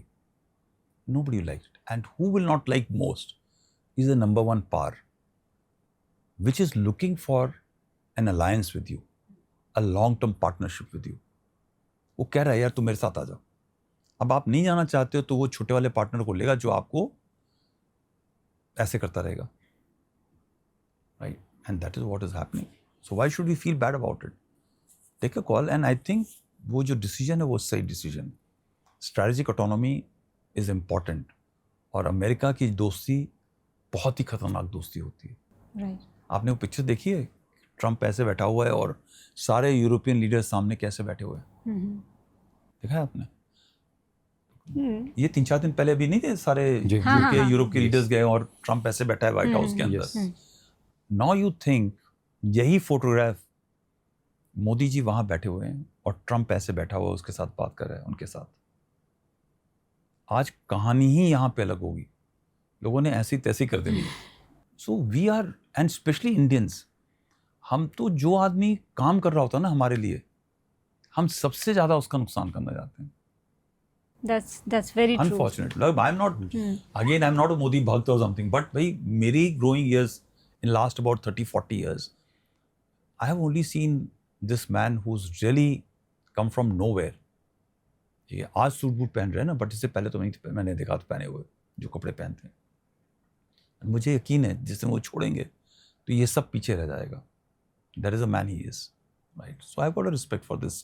But sir suit वूट में भी लोगों को बहुत परेशानी है कि इतने महंगे कपड़े क्यों पहने, बल्कि जब मुझसे भी कई बार ऐसी बात होती है लोगों की, तो आई टेल पीपल कि this is a presentation of a leader, कि एक खूबसूरती से रहना ये भी आपके देश को प्रेजेंट करता है। चलो पहनता भी हो भाई, आप भी 18 घंटे काम करके दिखा दो। यस एग्जैक्टली, बिल्कुल। आप भी ये यकीन करके दिखा दो कि आपके बच्चे के पास में आपकी फैमिली, आपके चाचा ताऊ के जो बच्चे हैं गांव में गुजरात में वो उसी जगह पर हैं जहाँ पे 11 साल पहले या 12 साल पहले थे। इसका दो ही नेता दिख रहे हैं मुझे जिनके पूरी फैमिली को ज़ीरो बेनिफिट है, ठीक है। आज तो मैं अगर जनरल हूँ तो मेरे साथ के रिश्तेदारों के अंदर भी थोड़ा कहीं ना कहीं फ़ायदा होने के चांसेस है, but they are in the top leadership, nothing has happened, what else you require. Sir उसी के साथ एक क्वेश्चन जुड़ता है मेरा। मैं एक मूवी देखी थी सिंघम, उसमें एक डायलॉग था कि मेरे ज़मीर में बहुत दम है क्योंकि मेरी ज़रूरतें बहुत कम हैं। तो यहीं से बात उठ रही है कि अगर हम मोदी जी की बात करें या योगी जी हो गए, ऐसे कुछ और लीडर्स, तो सच में इनकी ज़रूरतें बहुत कम है और देश के बारे में सोचते हैं। तो मैं बट आपका देश नहीं सोचता ना ऐसे। यस, आपका देश जो है वो कुछ और से कहते हैं यार इसकी ज़रूरत भी होनी चाहिए, एग्जैक्ट, तभी ठीक है। तो सर यहीं से ये क्वेश्चन बन रहा है मेरा, आपको नहीं लगता कि राजनीति में कुछ बदलाव होने चाहिए, कि ऐसे ही नेता होने चाहिए कि सबसे पहले वो भारत और भारतीयता और पब्लिक के बारे में सोचे इंस्टेड ऑफ अपने बारे में? या मैं नेताओं के बारे में नहीं सोचता, मैं सोचता हूँ कि आपकी जो लीडरशिप वही होगी जैसे आप हो। अगर आप ही करप्ट हो तो आपकी लीडरशिप करप्ट होगी। तो सर लीडरशिप हुई नहीं ना, वो तो फिर नेतागिरी हो गई। हाँ, नेतागिरी क्योंकि होगी। लीडर्स तो पैदा होते हैं या स्पोर्ट्स पर्सन पैदा होते हैं, लीडर हाँ। बनाया नहीं जा सकता किसी को, नेता तो Correct. किसी को भी नेता बनाया किसी जा को बनाया सकता। जा सकता। तो हम तो वही नेता लेके आ रहे हैं ठीक है। जो करप्ट, जो पैसे से, बिकॉज देखिए अगर आप भी फ्री में चलना चाहते हैं कि मेरी कम्युनिटी के बंदों को नौकरी मिलनी चाहिए, मुझको सस्ता टिकाऊ सामान मिल जाना चाहिए, तो सस्ता फेंकोगे, सस्ता खाओगे, ज़िंदगी में सस्ता रहोगे। अगर आज के लिए सोच के चलोगे तो कल का फ्यूचर आपका फिक्स नहीं है। So unfortunately we ourselves as society are not looking. जो ज़्यादा अनाउंस करता है कि भाई आज किसी ने बोला 1,500 रुपये मिलेंगे तो कल किसी ने बोला 2,000 मिलेंगे, आप ये नहीं देख रहे कि ये पैसा किसका आ रहा है। हाँ जी। पैसा तो आपका ही है ना, आपके बच्चों का है। जो चीज़ आप आज खर्च कर रहे हो सस्ता लेके, शॉर्टकट लेकर के, 4 साल 5 साल तक, 10 साल तक, उसके बाद क्या हुआ? आज आपकी उम्र 30 साल है, कल 40 होगी, तब आपकी ज़रूरतें ज़्यादा होंगी। अगर वही पैसा सही तरीके से इस्तेमाल देश के लिए हो, बिना करप्शन के, तो ये देश स्ट्रांग होगा और 10 साल के बाद में नौकरी होंगी और चीज़ें होंगी जो आपके फ़ायदे की होंगी। सो जब हमारे लोग लॉन्ग टर्म सोच के चलेंगे, कास्ट, लैंग्वेज और क्या आते हैं, धर्म, पंथ, समुदाय, ये ना सोच के चलेंगे, हमारे यहाँ तो वोटिंग पैटर्न उसी के ऊपर है। आपकी काबिलियत नहीं देखी जा रही है, आपके क्राइम रिकॉर्ड्स देखे जा रहे हैं। बिल्कुल। क्योंकि वो क्राइम करता था अपनी कम्युनिटी के लिए, इसलिए वहाँ पे कम्युनिटी के लोग ज़्यादा हैं, इसलिए मैं उसको बिठाऊंगा। और फिर वो वहाँ का राजा बन जाता है, फिर छोड़ता नहीं है। ठीक है, अब तो कंपटीशन उसमें भी हो जाता है कि उसका बेटा भी जाना चाहता है, उसकी बहू भी होना चाहती है, उसका भाई भी बनना चाहता है, और सीट वही 2 हैं। तो आई am not talking about dynastic politics, you know, it is a crime ridden, unfortunately crime ridden politics, which is not good. And इसलिए ज़रूरी है कि मुझे कई बार लगता है कि कोई ज़रूरी नहीं है कि पॉलिटिशियन लीडरशिप उस पर आए। They can always be people who are honest. Politics आप करते रहो, but let the nation be led by people who can look long term. Short term में हमेशा नुकसान होगा। Specially why China succeeding, China में सक्सेस है, उनका जो लीडरशिप है वो टोटल फोकस्ड है कि उसने अपने देश को कहाँ लेके जाना है। ठीक है, इसीलिए, and you can't compete with China. But sir अगर हम आम लोगों की बात करें, जैसे आपने कहा ना, वो किसी भी तबके का हो, सरकार कोई भी हो, बट एक जो हमारी न्याय व्यवस्था, भले वो कितनी चरमराई हुई हो, एक फेथ होता है। लेकिन अभी जो रिसेंट, जो इन्हें हम लर्नेड एमिनेंट जजेस कहते हैं, जब एक 16-17 साल का लड़का पुणे में किसी को मार के एक जज कहता है सॉरी लिख के छोड़ दो, वो ओपन घूम रहा है। एक लर्नेड जज कहता है कि grabbing a breast woman and untying your whatever remark he said is not called attempted rape.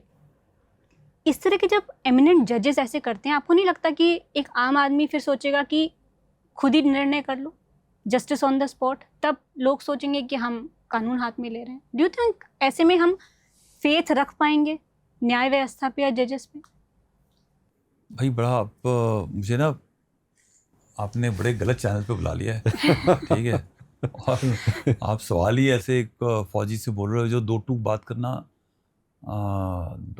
करता है और बड़ा खतरनाक हो जाता है, वो उसके लिए भी हो जाता है। बट सर हमने, आप सही चैनल पे इसलिए आए हैं क्योंकि बहुत कम लोग होते हैं जो फैब्रिकेटेड बात नहीं करते हैं, और हमें शायद फैब्रिकेटेड आंसर्स चाहिए भी नहीं, इसीलिए आप यहाँ पे हैं। क्योंकि सर आपका जो एक्सपीरियंस भी है, आपका इतने वर्षों का, ऑलमोस्ट 42 ईयर आपने लगाया है, तो I think you are the right person to answer such kind of questions. So you know the frankly I don't have much faith myself, right? या तो आप लॉ अप्लाई कर लो, ठीक है, या प्रिंसिपल ऑफ जस्टिस अप्लाई कर लो। yes. ठीक है, जस्टिस और लॉ में दोनों में बहुत फ़र्क है, and unfortunately law and justice is being applied based on personal belief, faith and क्या आते हैं, views and such like thing which is not very appropriate. It is not in the societal possibly interest. Right, and that is something very flawed. आपने अपनी सोच को उसमें इस्तेमाल करने की कोशिश करी है तो गलत हो जाता है. सो जैसे आपकी सोच है, you said about how somebody touches a woman and can let go be of not being called rape or stuff like that. या आपने किसी बच्चे को उसने उस बच्चे को, उस लड़के को सिर्फ इसलिए बोला, राइट. और माइंड यू वो लड़का वीडियो बना रहा है, वो चाहे रिम्बर, और वो कह रहा है कि मेरे साथ कुछ कर लो जिसको तुम्हें जो करना है, कुछ नहीं होगा. ठीक है, वो पुणे वाले कांड की बात कर रहे हैं ना आप. और ऐसे कई इंस्टेंसेस हैं. That means power, connections, money will always influence judicial this thing. Same चीज़ को आप ये बता दो कि पुलिस ने पूरे डेटा नहीं इकट्ठे किए, ठीक है, और प्रोसिक्यूशन वाज वीक इसलिए वो निकल गया. मगर आपको प्रिंसिपल ऑफ जस्टिस तो पता है ना, आपको भी पता है कि सीसीटीवी कैमरे में रिकॉर्ड रखा है कि ये चीज़ हुई है.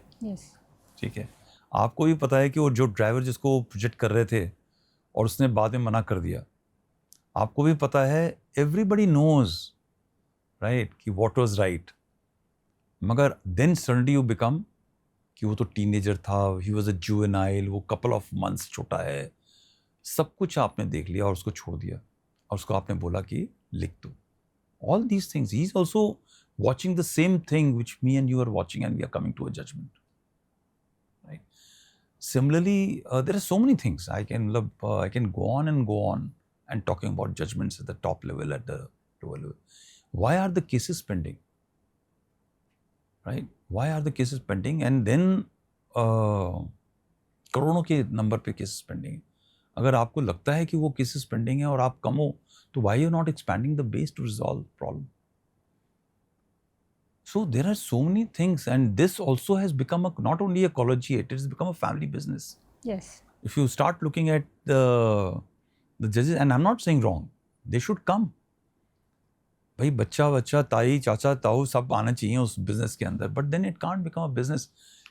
डेट आ गई और आपने रिक्यूज कर लिया, ठीक है, एक के बाद 9 जजेस ने एक केस रिक्यूज कर लिया बिकॉज पॉलिटिकल इंटरेस्ट और judicial interest was required. You don't have courage to take a decision.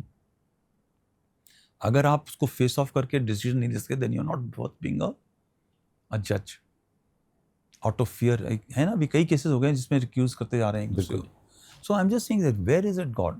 And we judges were always respected 30-40 years back because possibly we did not know what lies below those black robes, those robes they come, right?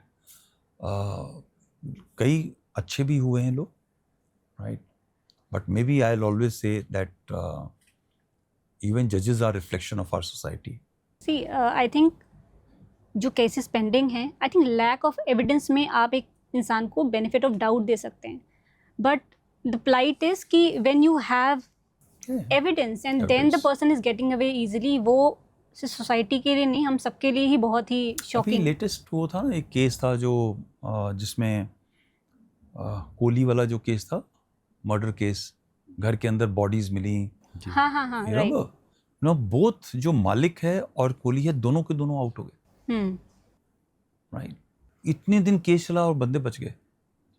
How is it possible, right? And you can't keep on blaming कि वो documentary पहले तो चला क्यों इतने दिन, इतने साल case? Why could not have been speed tracked and monitored? True. So I don't know, मतलब उसमें क्या उनकी तकलीफें, उनकी क्या प्रॉब्लम्स हैं, उनकी चैलेंजेस होंगी, राइट. जैसे आपने मुझसे सवाल पूछा कि इतनी फौज के बावजूद जो इन्फिल्ट्रेशन हो जाती है, उनकी अपनी चैलेंजेस होंगी. But the fact is that today I don't think, at least I have got great faith और ट्रस्ट इन दिस. मुझे मालूम है कि मुझसे मेरे साथ में कुछ आज हो जाए तो जिस तरह मुझे सर्कल लगाने पड़ेंगे जजेस के अपना काम करवाने के लिए या to get justice, it is nearly impossible. Firstly process is too tough for a normal person to get justice. थोड़ा सा हम क्वेश्चन बदल देते हैं सर, मे बी ये बहुत अनकंफर्टेबल क्वेश्चन था वो आपके लिए. नहीं, I hope I have given my जवाब. नहीं sir, I said very very clearly. Yes, मतलब I'm very glad that you did. yeah. There was no fabrication there. There's no fabrication. मतलब I don't have trust. Sir, Trump का ये जो tariff tantrum, tariff game कह लें, ये जो चल रहा है, तो आपको क्या लगता है भारत पर कितना प्रभाव पड़ने वाला है हम लोगों को? देखिए, मुझे लगता है कि अच्छा हो रहा है भारत के लिए. पहली बात है उसका टेंट्रम भारत के लिए नहीं है, lot of time take it personal also, वो सभी के साथ कर रहा है, ठीक है, जिसके साथ जो उसकी टेंट्रम को सुन ले उसके साथ करे। प्लस एक उसके दिमाग में भी लोगों ने भरा हुआ है कि you are the president of the most powerful country and you can do what you want to. उसकी भी जो टीम है, जो पहले वाली टीम थी उस टीम से हटके इस बार नई टीम है जी, राइट। तो पहले इसका बिहेवियर दूसरा था, इस टाइम इसका बिहेवियर थोड़ा सा दूसरा है। सेकेंड इज जो उसकी कंडीशन भी है, देश की इकोनॉमिक कंडीशन, वो भी बहुत बुरी हालत में है। तो पहले जो कंडीशन थी उस टाइम पे गिरती जा रही है, अब तो और भी नीचे गिर गई है कई कारणों से। भाई यूक्रेन रशिया की अगर लड़ाई खत्म हो जाती तो वहाँ से बिजनेस आना शुरू हो जाता। आपने तो दे दिया इक्विपमेंट दे दिया और पैसे नहीं आए ना अभी तक। जी, वो पैसे तब आएंगे जब वो रिकंस्ट्रक्शन शुरू होगा वहाँ पर, वो भी हुआ नहीं। फिर वहाँ पे जब रिकंस्ट्रक्शन भी शुरू होगा वो पैसे कहाँ से आएंगे? आपने सोचा था कि आप रशिया को बिल्कुल गिरा दोगे, मगर ये तो रशिया की इकोनॉमी आपकी इकोनॉमी से ज़्यादा तेज होती चली आ रही है, right. So there are challenges which he has taken over, और वो इस एक एम्बिशन से आया था कि जिस दिन मैं प्रेसिडेंट बनूंगा वो एक इशारे के अंदर पूरी दुनिया जो है मेरे पीछे लाइन अप हो जाएगी। मगर वो दुनिया नहीं रही जो 20 साल या 30 साल पहले वाली दुनिया थी। सभी के सब देश, सोशल मीडिया जो है ना, मीडिया ने सबको एम्पावर कर दिया है। वो अपनी गवर्नमेंट्स को गलत रास्ते पे नहीं जाने दे सकते। In fact they are the ones who are pushing the government. अगर आप बोल रहे हो कि I am the prime minister of 1.4 billion Indians और मैं ट्रंप के सामने ऐसे झुक के खड़ा हूँ, तो आपकी पूरी लिखी लिखाई आपकी जो हिस्ट्री है वो खत्म हो जाएगी जी, बने देगा। और आपको जो भी ऑपोजिशन में है वो ये फोर्स करेगा करने के लिए कि आप झुक जाओ। आपके अपने दोस्त फोर्स करेंगे। So it is not only with him, it is with China also, it is with Russia also, it is with कहते हैं south Africa also, it is with कहते हैं ब्राज़ील। ऑल कंट्रीज़, वही कंट्री उसके सामने झुकेगी जिसके पास में कोई दम नहीं है। हमारे देश में दम है, नहीं झुकेगा। सेकंड पार्ट, प्लीज अंडरस्टैंड, हम तो एक तबाही वाले इलाके में रह रहे हैं। हमारे पश्चिम में पाकिस्तान है, बांग्लादेश के अंदर पीस था पहले, मगर सिचुएशन कभी अच्छी नहीं थी। अगर होती तो वहाँ से लोग नहीं आते ना हमारे पास, right. It is always tough. आज तबाही के टाइम पे है, म्यांमार में मुश्किलात हैं, राइट। सो ये हमारा जो जोन है वो वैसे भी बड़ा एक डिस्टर्ब जोन है। और नॉर्थ के अंदर हमारा जो दोस्त नहीं है वो, ठीक है, आज हम कुछ भी कह लें बट वो कभी भी दोस्त नहीं हो सकता हमारा, वो एक अलग थ्रेट है। उसके हमको आदत है तबाही के इलाके में रहने की, और हमारे अंदर की खुद की तबाही हैं, ठीक है। सो इंडिया, भारत जो है इन सब चीज़ों से जूझने का मादा रखता है। जब सैंक्शंस हुए 1998 के बाद में, कितनी मुश्किल हुई हमारे को, फिर भी आप इसरो का देखिए क्या अचीव किया हुआ हम लोगों ने। हमारा देश तो सिर्फ 80 साल भी नहीं हुआ हमको आज़ाद हुए, हम कहाँ से लेकर के आज कहाँ पहुँचे हुए हैं, किस पायदान पे बैठे हुए हैं जी, ठीक है। हमारी roads are now comparing to the world roads. अब वो लोग पॉट होल के ऊपर चले जाएं और कहें कि ये गडकरी जी देखो इसको रोड खराब है, तो अलग है। But the fact is that everybody who is driving, अभी आप खुद ही बता रहे थे कि सर 7-8 घंटे के अंदर हम हिमाचल में वहाँ पहुँच सकते हैं। हिमाचल से नोएडा में कई बार 5 घंटे लगते हैं जब रात के समय में निकलते हैं हमीरपुर वगैरह एरिया में। So you're moving fast. It has happened because our country is progressing fast, right? Tariff जब लगता है, जब बैरियर लगता है, तो उस देश का हमेशा फ़ायदा होता है। क्या फ़ायदा होता है? अभी तक आप बाहर देख रहे थे, it's like how to teach how to fish, right, rather than being given food on the table. आप अपने आप को इवॉल्व करेंगे, आपकी अपनी इंडस्ट्री और स्ट्रांग होगी। आप जो सैंक्शंस हैं, आप पूरी मार्केट आप अमेरिका में देख रहे थे, अब आपकी जो मार्केट है चारों तरफ फैलने लगेगी। आप उन छोटी छोटी जगहों में जाओगे जहाँ पे आपकी मार्केट नहीं थी, आपका सिस्टम एफिशिएंट हो जाएगा, आपकी ब्यूरोक्रेटिक सिस्टम प्रोसेस और अच्छे हो जाएंगे, because you need to get over this problem. जो देश की जनता है वो आपको फोर्स करेगी सही करने के लिए। जी, so every tariff, every problem, every मुश्किल जो आपके साथ में आती है वो आपको स्ट्रॉन्ग करती है। और हमारे तो डीएनए में है हमारे देश के, जब आपको आसान छोड़ देंगे तो आप नीचे गिरने जाते हो। जैसे ही आपको लड़ने की ललकारेंगे तब आप लड़ने के लिए तैयार हो जाते हो, That's true. Right? So less is good it is happen to us, our industries, our scientists, our youth, everybody, business, everybody will prepare itself to take the shock and go ahead. तो बहुत positively आपने इसको interpret किया है tariff को, कि really मतलब ये बात बहुत बड़ी कही आपने कि हम भारतीयों में बहुत दम है, जब भी ज़रूरत पड़ती है तो हम कर ही लेते हैं अपने। You look at the example of COVID. Yes. True. पूरी दुनिया तबाह हो रही थी, जी ठीक है, मगर कोविड हैज़ ओनली स्ट्रेंथेंड अस। अब लोग उसमें पिक्चरें बना बना के फेक सही जो भी है वो बॉडीज़ यहाँ थी, हमने सही फिगर्स नहीं दिखाई।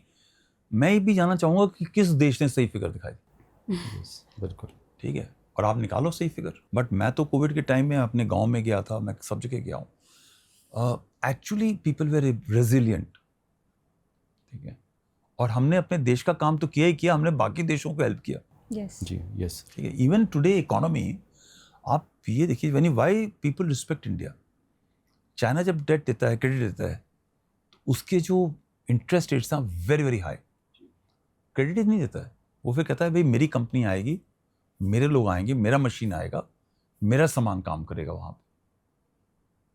तो पाकिस्तान के अंदर से सीपेक बनना, सबने सोचा कि जॉब आएगी, जॉब आई नहीं, बिल्कुल ठीक एग्जैक्टली है। सर। सबने सोचा कि सब हमारा फ़ायदा होगा, वो हुआ नहीं। और जो इंटरेस्ट रेट हैं दे आर एक्सट्रीमली हाई, ठीक है। पर जब हम करते हैं तो हमारा तरीका दूसरा है करने का, ठीक है। वो ऑलवेज पीपल फर्स्ट वाला तरीका है, इट इज़ नॉट कहते हैं इंटरेस्ट लेना या एक वो काम करना। तो I am sure this will be a good thing for us. Great sir. Sir, जितना समय आपने कश्मीर में बिताया है, आई थिंक 7-10 ईयर्स, आप और कश्मीर सिनोनिमस हैं। बट मैं सिर्फ ये जानना चाह रही हूँ कि जितनी देर आप कश्मीर में रहे, उस पूरे ड्यूरेशन में आपने आरआर के साथ, राष्ट्रीय राइफल्स के साथ बहुत क्लोजली काम किया। तो आपको लगता है कि आरआर का जो तरीका है हैंडल करने का, वो बाकी यूनिट से डिफरेंट है, या हर यूनिट का अपना एक अप्रोच है? देखिए, सबसे पहली बात है, मैंने कश्मीर में काम बहुत किया, बट ऐसा भी नहीं है कि बिल्कुल बहुत काम किया है।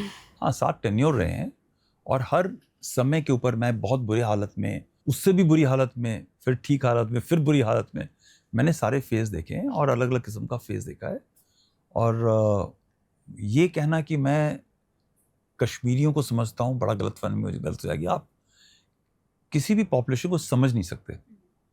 कश्मीरी हो चाहे आपके अपने गांव की जनता है, उसको भी समझना बड़ा मुश्किल है आज के ज़माने में, because human minds are very very different, they behave differently in different time, right.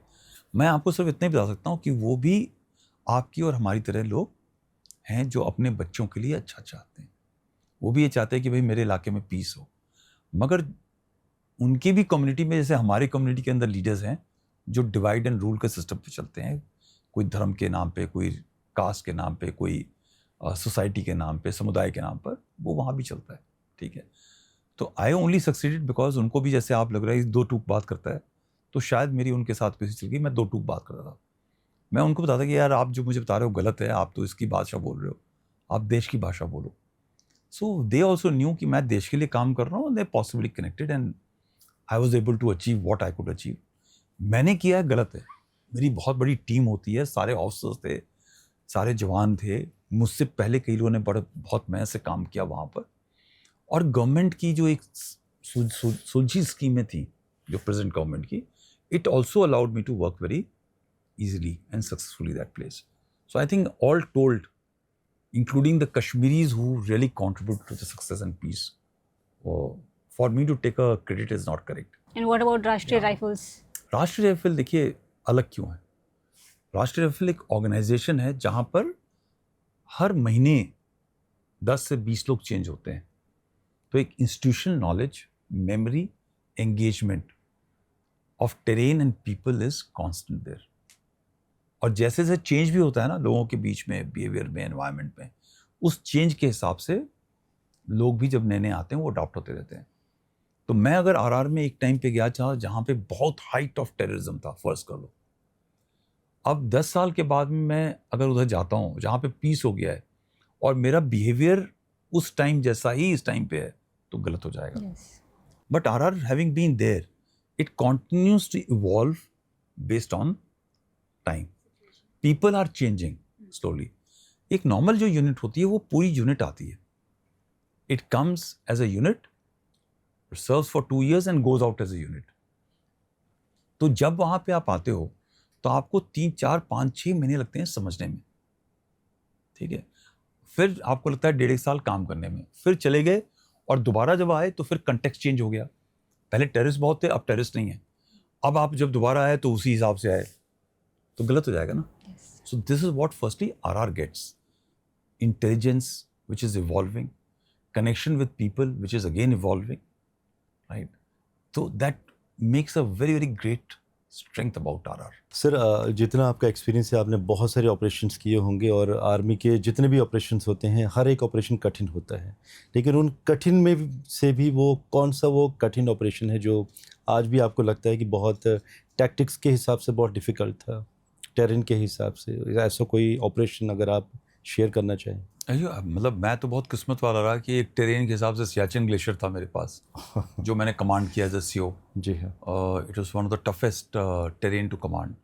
फिर एज ए कंपनी कमांडर मैं कश्मीर के अंदर रहा, अलग अलग जगह पे रहा. तो हर जगह का अपना एक्सपीरियंस है. For me each one is a special one, because Kargil के टाइम पे मैं एक कारगिल से थोड़ा सा गुरेज वैली करके जगह है, जी हाँ. ठीक है, विच इज़ बॉर्डरिंग मशको. तो वहाँ पे जो ऑपरेशन था वो मैं मैं एक स्टाफ में था जो वो ऑपरेशन कंट्रोल करते हैं उसके अंदर. वो एक अलग टाइम था, सिनेरियो था. तो I was part of operation पराक्रम डेजर्ट्स के अंदर, सेमी डेजर्ट्स में, जिसके अंदर एक अलग चीज़ चल रही थी. सो हर का अपना अपना एक दिशा है. But they were the ones which always trouble you are the ones where you possibly आपने बहुत मुश्किल का समय देखा हो, राइट. और वो था 95 के अंदर जब हम कश्मीर के अंदर हमारी यूनिट जम्मू के इलाके से, राजौरी के इलाके से वापस आई थी. अभी कुछ समय ही हुआ था और मैं उस समय पलटन से बाहर था, मैं पलटन में नहीं था. और सडनली हमको आदेश मिल गया कि आपने वापस कश्मीर जाना है जी. और वहाँ इलेक्शंस होने हैं, इलेक्शंस करवाने के लिए. तो कई यूनिटें जा रही थी, हमारी भी एक यूनिट थी उसके अंदर. और हम वहाँ पहुँचे तब तक चार शरीफ के अंदर आग लग गई, जल गया, इलेक्शंस कैंसिल हो गए. बट हम वहाँ पहुँच गए थे तो उन्होंने बोला आप आ ही गए हो, थोड़ी सी देश सेवा और करके चले जाओ. And then we got deployed into a place जहाँ पर आर्मी या आरआर नहीं थी उस इलाके में, मतलब लगी ही नहीं थी. 95 मतलब अभी आरआर रेज हो रही थी, 93 में रेज होना शुरू करी थी, अभी वहाँ पे फौज नहीं थी. So we got and total heavily dense jungle, mountainous area जहाँ पर आईडीज़ बहुत होती थी और बहुत सारे टेररिस्ट होते थे. एंड हमारे कमांडिंग ऑफिसर थे कर्नल रतिराम गौड़, बहुत ही बहादुर थे. उनका एक्सपीरियंस था श्रीलंका के अंदर और वो किसी दूसरी यूनिट से हमारी यूनिट को कमांड करने आए. और मेरी पोस्ट थी कोई 10-15 किलोमीटर मेन रोड से अंदर हट के. वहाँ पे रोड के ऊपर गाड़ियाँ कम चलती थी क्योंकि चप्पे चप्पे के अंदर आईडीज़ लगी हुई थी, पुरानी आईडीज़ फिट कर रखी थी और कच्चा रास्ता था. और आप गाड़ी चलाओ तो उसके अंदर वो तारें जोड़ करके आईडी चल जाती थी. तो we used to avoid because it required man power, उसको सिक्योर करना. तो हमारी सारी काम जो है पैदल होते थे उसके अंदर. 14-15 किलोमीटर हमको राशन लेके आना है या मीटिंग करनी है या कुछ करना है, पैदल चलते थे. अब वो मुझको एक आदेश मिला पोस्ट स्टैप करने के लिए, इस्टेब्लिश करने के लिए. और वो पोस्ट स्टैब्लिश करने के लिए सामान चाहिए होते हैं, बल्लियाँ, CGI शीट्स, सैंड बैग्स वगैरह. तो हमारे CO साहब, उनको आने की ज़रूरत नहीं थी मगर वो फिर भी you are suppose to lead from front. वो आए और वो सामान भी छोड़ा. फिर हमारे पास जो कंपनी थी, बच्चों से बात करी, लड़कों से मोटिवेशन किया. और नेक्स्ट डे जब वो जा रहे थे तो जब ऐसा होता है ना, तकरीबन प्लान होता है, तो आप एक रोड ओपनिंग करते हैं. रोड ओपनिंग मतलब आप चेक करते हैं आईडीज़ तो नहीं हैं. अगर आईडीज़ हैं वो आप चेक नहीं कर सकते, मगर उस इलाके के अंदर कोई सिविलियन नहीं होना चाहिए ताकि वो तार से जोड़ करके आईडी चला जाए. उस टाइम पे रिमोट आईडीज़ नहीं होती थी. ओके. तो वो आरोपी चल रही थी और किसी कारणवश CO साहब को जिस टाइम से चलना था वो उस टाइम से थोड़ा पहले निकल पड़े और रोड अभी क्लियर नहीं थी. और एक ऐसा पैच था जो मेरे सामने ही था थोड़ी दूर पे. 30 मई कोई 11 बजे के आसपास की टाइम होगी. वो गाड़ी उनकी उसके ऊपर आई और आईडी चल गई और हमारे जो कमांडिंग ऑफिसर थे और 4 जवान थे उनके साथ, वो एक झटके के अंदर शहीद हो गए। एक बटालियन के लिए उससे बड़ा दुखदाई ट्रैजिक मोमेंट नहीं हो सकता है। और वो मेरा इलाका था, मेरे कंट्रोल का इलाका था, मैं कंपनी कमांडर था उस इलाके का। उस टाइम पे इस चीज़ को मैनेज करना और साथ में उस आदमी को देखना जो इतने सिविलियंस, जो बिकॉज साथ में खेत है, पानी था, खेत के अंदर लोग काम कर रहे हैं, कोई किसने वो तार जोड़ी चलाया वो पकड़ना। और बटालियन जो मेरी कंपनी था उसका मोराल, गुस्सा होता है उस टाइम पे जब ऐसा हो गया, तो आप कोई भी गलत काम कर सकते हो, गुस्सा निकलेगा किसी के ऊपर, तो वो ना हो सिविलियन के ऊपर गुस्सा निकले, वो कंट्रोल करना और ऑपरेशन को कंटिन्यू करना। बिकॉज साथ ही में जो 10-15 गाड़ियाँ थी अभी वो आनी है, तो उनको भी निकलना है। तो ये सारी चीज़ें एक उस टाइम पे हो रही हैं। तो possibly that management of that time was very very challenging. और कई बार मुझे उस दिन की बहुत याद आती है कि काश वो दिन हमारे साथ नहीं होता। सो आप हमेशा एक सक्सेसफुल एक ऑपरेशन के बारे में सुनना चाहेंगे, but for me successes are easy to achieve, ठीक है, when they happen, but these experiences are lifetime, जी, which we could have been avoided, I guess. It was a tough time for me. Sir I think एक podcast कम पड़ जाएगा इन experiences को सुनने में। इससे पहले कि हम पॉडकास्ट ख़त्म करें, मैं चाहती हूँ आप बस 2 चीज़ें हमें बता दें। पहला कि जो लोग आपके बारे में और थोड़ा सा जानना चाहते हैं या स्टोरीज़ करना चाहते हैं, आपके ऊपर एक बुक लिखी गई है, आप उसके बारे में हमारे व्यूअर्स को थोड़ा सा बताएं। और जो लोग आर्मी में नहीं हैं, देश की सुरक्षा उनकी भी रिस्पॉन्सिबिलिटी है, तो एक आम नागरिक जो आर्मी में नहीं है, वो ऐसे कौन से स्टेप्स या क्या कर सकता है जिससे वो अपना कंट्रीब्यूशन दे सके देश की सुरक्षा में? जो किताब है, एक किताब लिखी है कर्नल अजय रैना है, बहुत अच्छे राइटर हैं, उन्होंने 30 किताबें लिखी हैं। मेरी किताब जो है 29th बुक है। और बड़ा रेयर होता है कि कोई आदमी ज़िंदा हो और उसके ऊपर कोई आदमी, दूसरा कोई ऑथर किताब लिख दे। मेरे लिए बड़ा एम्बैरेसिंग मोमेंट है और उसके बारे में बात करना भी थोड़ा एम्बैरेसिंग होता है, क्योंकि आपको लगता है कि आपके जीवन में जो काम कर रहे थे वो एक नॉर्मल चीज़ होती है, आपके बारे में कोई खास ऐसी बात नहीं। और ख़ासतौर से आपकी वाइफ आपको बताती रहती है कि there is nothing so great about your life. जब मैं रिटायर हुआ तो रिटायरमेंट से पहले ही कई लोग मुझे अप्रोच कर रहे थे मेरी ऑटोबायोग्राफी को लिखने के लिए, because lot of people have followed this journey. मुझे नहीं पता था, मुझे भी काफ़ी सदमा सा लगा, एक तरीके से झटका लगा कि कई पब्लिशर्स आए, उन्होंने बोला कि आप लिख दीजिए, गोस्ट राइटर दे देंगे, तरीके होते हैं लिखने का autobiography. I was not interested. और एक कर्नल अजय रैना आए, मैं रिटायर हुआ था जून 30 को और ये नवंबर के मिड में आए मेरे पास घर में, और तकरीबन 1.5-2 घंटे उन्होंने मेरे पास लगाया कन्विंस करने के लिए ऑटोबायोग्राफी के लिए, विच आई रिफ्यूज्ड। और उसी टाइम पे my wife walked in and she said कि चाय पी रहे थे उस टाइम पे, दोपहर का वक्त था, कि इनके ऊपर क्या किताब लिखनी है। और उन्होंने बोला कि मैडम आपको नहीं पता है कि मेरे पास कम से कम स्टोरी आज 100 स्टोरीज हैं सर के ऊपर, और जवान JCOs ऑफिसर्स की बनाई हुई हैं, दी हुई हैं स्टोरीज़। मैंने सर के साथ में नौकरी नहीं करी है, बट मैं इनको पूरा अच्छी तरह जानता हूँ। तो फिर मैडम ने बोला और मैंने भी बोला कि आप फिर किताब लिख दीजिए, मुझसे क्यों पूछ रहे हैं। और कर्नल अजय रैना ने वो ग्रैब किया एक वीक मोमेंट, उन्होंने बोला अच्छा ठीक है, लेट्स साइन अ कॉन्ट्रैक्ट। और मैंने कहा नहीं, कॉन्ट्रैक्ट नहीं साइन करूँगा, रॉयल्टी भी नहीं लूँगा, पैसे भी नहीं लूँगा, क्योंकि मैं आपको इंटरव्यू भी नहीं दूँगा। तो ही सेड ठीक है sir. So he wrote that book and he wrote that book in 45 days. उन्होंने कोई 100, 150 लोगों का इंटरव्यू लिया होगा, और उसी इंटरव्यू को उन्होंने actually what he said is, मैं आपके ऊपर बायोग्राफी नहीं लिखूंगा, मैं एक लीडरशिप लेसन लिखूंगा। कोई यूथ अगर आप जैसा बनना चाहता है, एक फौजी जैसा बनना चाहता है, उसके लिए होगा। कॉर्पोरेट वर्ल्ड अगर स्ट्रेटेजिक सिस्टम को समझ आती है तो कॉर्पोरेट वर्ल्ड के लिए लीडरशिप के लेसन होंगे उसके अंदर। And he wrote that book 31 दिसंबर, 12-13 नवंबर की बात है, 31 December he had sent me the draft and that book got published and I think it's a good book. I have read myself.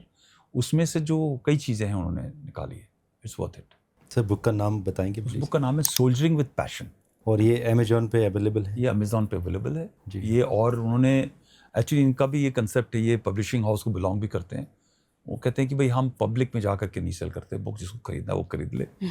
So I have also not, आप नहीं देखेंगे मैं कहीं लिखता हूँ या ये किताब खरीदनी है या नहीं खरीदनी है। It is there in Amazon. लोग खरीदते हैं, पढ़ते हैं, उसके बाद में कमेंट कर देते हैं, तो वो ट्वीट कर देते हैं, नहीं करते हैं, नहीं करते, कोई बात नहीं। But it's a book worth, it's a book for you to read actually, more importantly, because I think it talks of courage and love for the nation. And courage is form of not only physical courage, mental and moral courage, which is there defined in the book. मैंने भी एक ही बार पढ़ी है, उसको दोबारा नहीं पढ़ी। But I am sure जब हमारे व्यूअर्स या जिनको अब पता चला है वो पढ़ेंगे तो उनमें आपका शायद 100th पार्ट ऑफ करेज भी आ जाएगा। I think they are able to do something for their country. But जो आर्मी में नहीं है वो क्या कर सकता है? देखिए ये एक चीज़ बताऊं, आप मुझे जैसे बोलते हैं कि आप, मैं अपने आप को बोलता हूं कि I was a soldier in uniform. ठीक है, आज मैं रिटायर हो गया हूं, मैं आज सोल्जर हूं एक सिविलियन यूनिफॉर्म के अंदर। हर एक नागरिक देश का, औरत हो, महिला हो, चाहे मेल हो, राइट, आदमी हो, हर एक आदमी सैनिक है अगर वो अपने आप को देश का सैनिक माने। उसको वर्दी पहनने की ज़रूरत नहीं है। और उसके अंदर अपनी सबसे पहली बात बहुत ज़रूरी है जो मुझ में है, मुझे मालूम है, मुझे बहुत प्राउड है अपने भारतीय होने का। जिस दिन आपने ये सोच लिया कि मुझे बहुत फ़ख्र है, प्राउड है कि मैं भारत को बिलोंग करता हूँ, मैं एक सिविलाइजेशन को बिलोंग करता हूँ जो 5000 साल पुरानी है। बाकी सिविलाइजेशन आके ध्वस्त होकर ख़त्म हो गई, मगर हमारी सिविलाइजेशन अभी भी चलती है। और चाणक्य ने बहुत अच्छा बताया है, जब आप नेशन को डिफाइन करते हैं ना, तो नेशन और स्टेट एक बड़ी limited, India as a nation बहुत एक रेस्ट्रिक्टिव टर्म हो जाता है। मगर आप राष्ट्र जब बोलते हैं, भारत बोलते हैं, तो राष्ट्र का कोई इक्वल टर्म नहीं है। इसके अंदर हर चीज़ को पनपने का मौका मिलना चाहिए, राइट। और हमारे देश के अंदर हर चीज़ पनपती है। और आज भी अगर आप हमारा देश देखें तो कई सिविलाइजेशन एक साथ रह रही हैं। अगर किसी ट्राइबल एरिया के अंदर चले जाएं तो वो किसी सदी के अंदर रह रहे हैं, वो हमें पता नहीं। अंडमान निकोबार में चले जाएं तो वो एक अलग सदी में रह रहे हैं, राइट। और यहीं पे कुछ बच्चे ऐसे हैं जो वोक हैं, जो 22वीं सदी के अंदर चल रहे हैं, आगे चल रहे हैं, अभी 8वीं सदी नहीं है। वो अपने आप को ही शी बोलने के बदले में देम बता रहे हैं, right. So there are multiple civilizations who are living, and yet most of them are happy. तो आप अपने आप को भारतीय होने के ऊपर जिस दिन गर्व करना शुरू करेंगे तो सही सिपाही आप बन जाएंगे देश के। और उसके अंदर फिर छोटे काम करने हैं, बड़े काम करने की ज़रूरत नहीं है। छोटे छोटे काम क्या है? अगर आपको लगता है कि आपके देश की छवि सफाई से होती है तो आप गाड़ी का वो खोल करके बॉटल मत फेंकें। जो ये डिवीज़न हो रही है कास्ट के ऊपर, रिलीजन के ऊपर, ये बोलना कि सदियों से हमारे साथ गलत होता रहा है, अब हम वो करेंगे कि आपके साथ गलत हो, ठीक है, वो सब जो एक ये डिवीज़न का जो सिस्टम है, इसको ख़त्म करके आपस में मिल के रहना शुरू करेंगे। और जो ये पॉलिटिकल रिलीजियस लीडर्स का जो हमको डिवाइड करने का तरीका है, उस डिवीज़न से बचेंगे तो उससे बेहतर कुछ नहीं होगा। We will always progress. और लास्ट है जो एक मेहनत है, उसको रिस्पेक्ट देना सीख लेंगे। मेहनत क्या है? एक बिजनेसमैन जो एक छोटा सा दुकान चलाता है वो भी मेहनत करता है। You have to give him a respect for that, right. बड़े बड़े देश के जो बिजनेसमैन हैं, जो इंडस्ट्रीज चलाते हैं, उनको भी रिस्पेक्ट देना है। ये नहीं कहना कि वो बहुत बड़ा अमीर है, ठीक है, वो हमारे देश के लिए क्या कर रहा है। वो भी पैसा रिस्क लगाता है और हज़ारों लाखों लोगों को नौकरी देता है, व्यवसाय देता है।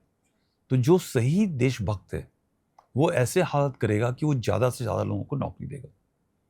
तो अगर आज एस्ट्रो कपूर एक बिजनेस, एक फर्म चलाते हैं जिसके अंदर 25 लोग डायरेक्टली इनसे तनख्वाह पाते हैं, तो इनसे बड़ा देशभक्त कौन होगा, right. I look at it कि anybody who provides a job opportunity today in this country is a very very good soldier of our country. That's truly commendable sir. And I think ये जो आपने बातें कही ये I think बहुत सारे लोगों की आंखें खोलेंगी कि अपने बिट ऑफ काम कर लें, तो I think that is not less than देश सेवा। देश सेवा। तो सर इसी के साथ हम पूर्ण विराम देते हैं आज इस अध्याय को। और सर अगेन थैंक यू आने के लिए। और जैसे कि आकांक्षा ने कहा कि एक पॉडकास्ट बहुत कम पड़ जाएगा और हम चाहेंगे कि बहुत जल्दी आप फिर से आएँ और उस मौके की तलाश भी करेंगे हम। आई नो क्योंकि शेड्यूल बहुत ज़्यादा बिजी है आपका। Thank you. But sir thank you so much for coming. Thank you Akash, thanks a thank lot. You so much. Thank you viewers. जय हिंद, भारत माता की जय।